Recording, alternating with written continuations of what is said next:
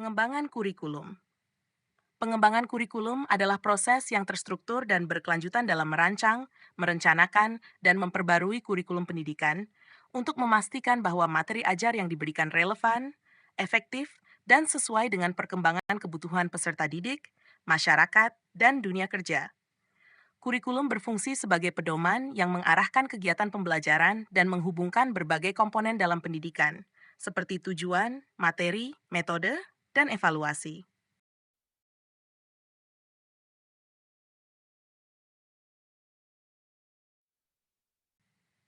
Tujuan pengembangan kurikulum.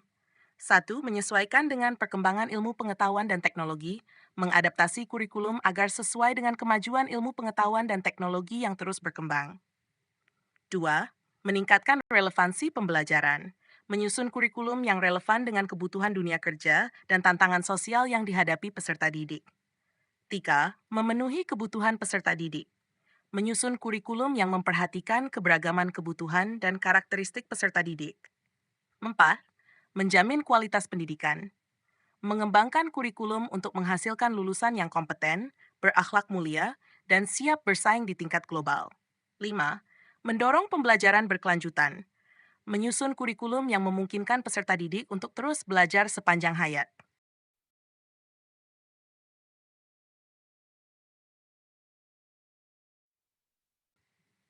Proses pengembangan kurikulum. Identifikasi kebutuhan, menyusun analisis kebutuhan berdasarkan perkembangan sosial, teknologi, dan dunia kerja. Mengidentifikasi masalah atau tantangan yang dihadapi oleh peserta didik dan masyarakat yang harus diatasi oleh kurikulum. 2. Penetapan tujuan pendidikan. Menetapkan tujuan jangka panjang dan jangka pendek pendidikan yang ingin dicapai melalui kurikulum. Tujuan ini harus mengacu pada pencapaian kompetensi yang diinginkan, baik secara kognitif, afektif, maupun psikomotorik. Desain kurikulum. Penentuan kompetensi inti dan kompetensi dasar. Kompetensi inti, KI, adalah kompetensi yang harus dicapai oleh peserta didik secara keseluruhan, misalnya dalam hal sikap, pengetahuan, dan keterampilan. Kompetensi dasar adalah bagian dari KI yang lebih terperinci dan spesifik untuk tiap tingkat dan mata pelajaran. Pengorganisasian materi pembelajaran mengurutkan materi berdasarkan tingkat kesulitan dan relevansi, serta mengintegrasikan berbagai disiplin ilmu. Penentuan metode pembelajaran.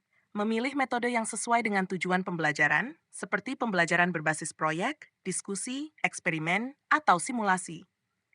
Pengaturan waktu dan alokasi jam pelajaran. Menyusun jadwal yang mengalokasikan waktu pembelajaran dengan proporsional untuk setiap mata pelajaran. 4. Implementasi pelatihan guru. Memberikan pelatihan kepada guru agar mereka dapat memahami dan melaksanakan kurikulum dengan efektif. Sosialisasi kurikulum. Mengkomunikasikan kurikulum kepada semua pemangku kepentingan, guru, siswa, orang tua, dan masyarakat, agar semua pihak terlibat dalam proses pembelajaran. Penyesuaian dengan kondisi lokal. Mengadaptasi kurikulum untuk memenuhi kebutuhan lokal atau spesifik sesuai dengan konteks daerah dan budaya setempat. 5. Evaluasi dan revisi kurikulum. Evaluasi implementasi. Menilai sejauh mana kurikulum diterapkan dengan baik di lapangan, apakah mencapai tujuan yang telah ditetapkan. Mengidentifikasi kelemahan, menilai dan mengidentifikasi masalah atau kesulitan yang dihadapi selama implementasi. Revisi kurikulum. Berdasarkan hasil evaluasi, revisi kurikulum dilakukan untuk memperbaiki kekurangan atau memperbarui materi yang sudah tidak relevan.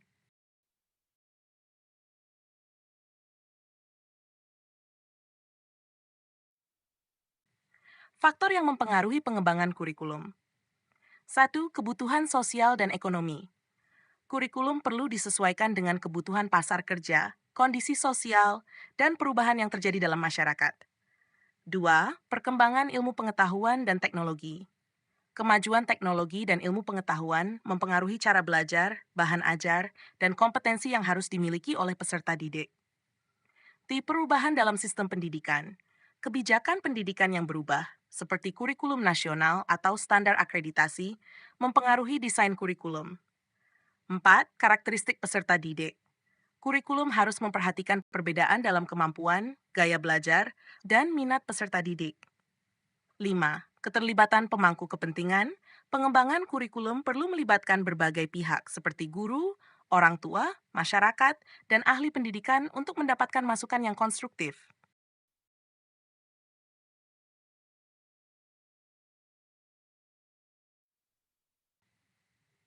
Model pengembangan kurikulum. Saat model tradisional, pendekatan top-down, pengembangan kurikulum yang dilakukan oleh pihak berwenang di tingkat pusat dengan sedikit keterlibatan dari guru atau peserta didik. Kelemahan, kurikulum mungkin tidak relevan dengan kebutuhan lokal dan kurang melibatkan kebutuhan individu peserta didik. 2. Model partisipatif. Pengembangan kurikulum dilakukan dengan melibatkan berbagai pihak, seperti guru, peserta didik, orang tua, dan masyarakat. Kelemahan, proses bisa lebih lama dan rumit, namun lebih relevan dan inklusif. 3. Model berbasis kompetensi. Fokus pada pengembangan keterampilan dan kompetensi yang dapat diterapkan dalam dunia nyata dengan pendekatan yang lebih fleksibel dan berbasis pada hasil. Kelemahan, membutuhkan pemantauan dan evaluasi yang lebih teliti dan sistematis. 4. Model spiral. Kurikulum dikembangkan secara bertahap dan berulang. Setiap topik atau konsep yang diajarkan akan dibahas kembali pada tingkat yang lebih tinggi di waktu yang berbeda, dengan kedalaman yang meningkat.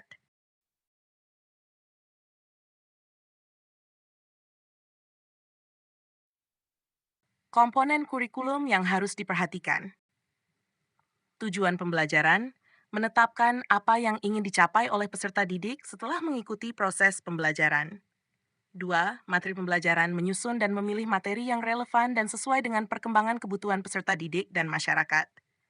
3. Metode pembelajaran, menentukan metode yang akan digunakan, baik itu ceramah, diskusi, tugas proyek, eksperimen, atau metode lainnya yang sesuai.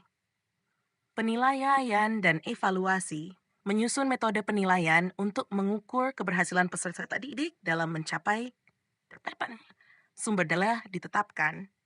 5. Sumber daya pendukung yang memadai, seperti buku teks, alat peraga, teknologi, dan fasilitas pembelajaran lainnya.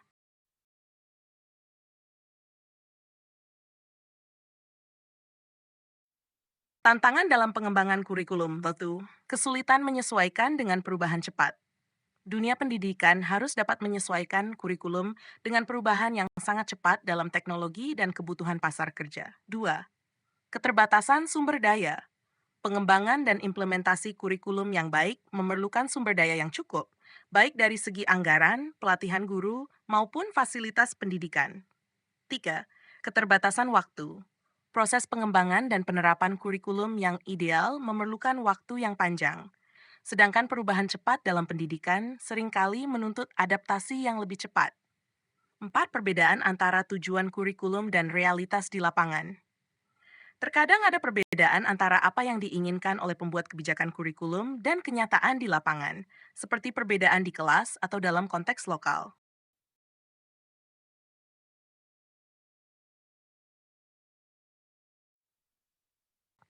Kesimpulan, pengembangan kurikulum adalah proses yang dinamis dan berkelanjutan untuk menciptakan sistem pendidikan yang lebih baik, relevan, dan efektif.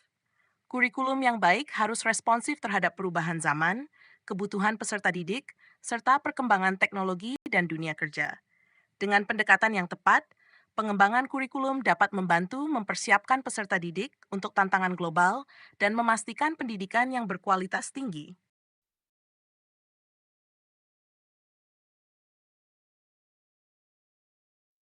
Demikian, semoga bermanfaat.